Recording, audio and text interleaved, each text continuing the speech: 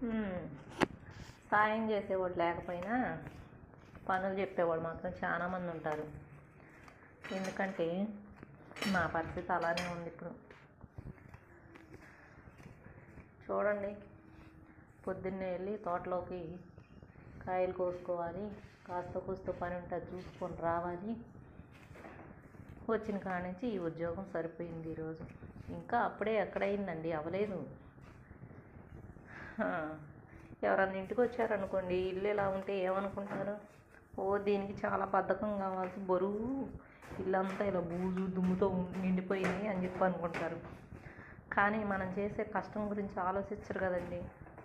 అయ్యో పాపం, మరి పిల్లలు చూస్తే కాలేజీల్లో ఉంటారు, తను చూస్తే పొద్దున్నే వెళ్ళి సాయంత్రం చీకటి పడే టయానికి వచ్చిద్ది.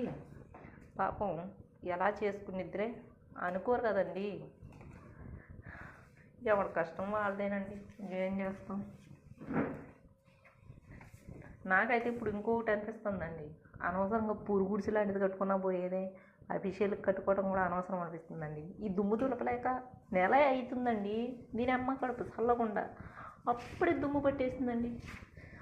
వేసిన తలుపులే వేసినట్టే ఉంటాయి. మళ్ళీ పొద్దున్నే 6:30కి 6ంటికి వెళ్తే మేము సాయంత్రం 6ంటికి నేను ఇంటి మొహం చూసేది. ఎక్కడి నుంచి వస్తుందో తెలియదండి. చూడండి దుమ్ము, ఇంత దుమ్ములో ఏం పడుకుంటాను చెప్పండి. 2 రోజుల వరకు నాకు ఊపిరి కూడా సరిగ్గా ఆడదనమాట. చూడండి, సన్న రోజు అంటే అసలుకి మా సైడ్ ట్రాక్టర్లు ఎక్కువగా తిరుగుతున్నాయి. కొత్తగా ఇల్లు కట్టుకునే వాళ్ళకి అంతా మట్టేనండి. నా పని అయితే అయిపోతుంది ఈరోజు. ఇవాళ ఏ 3, 4 అవుతుంది నాకు తెలిసి. పొగులు కాదండి, తెల్లవారగట్ట. అప్పటి వరకు పని సరిపోతుంది. ఇంకా చూడండి ఇంకా ఎన్ని ఉన్నాయో. ఇంకా ఆ రూమ్ క్లీన్ చేయాలి. 2 రూములే అయినాయి ఇప్పటికి.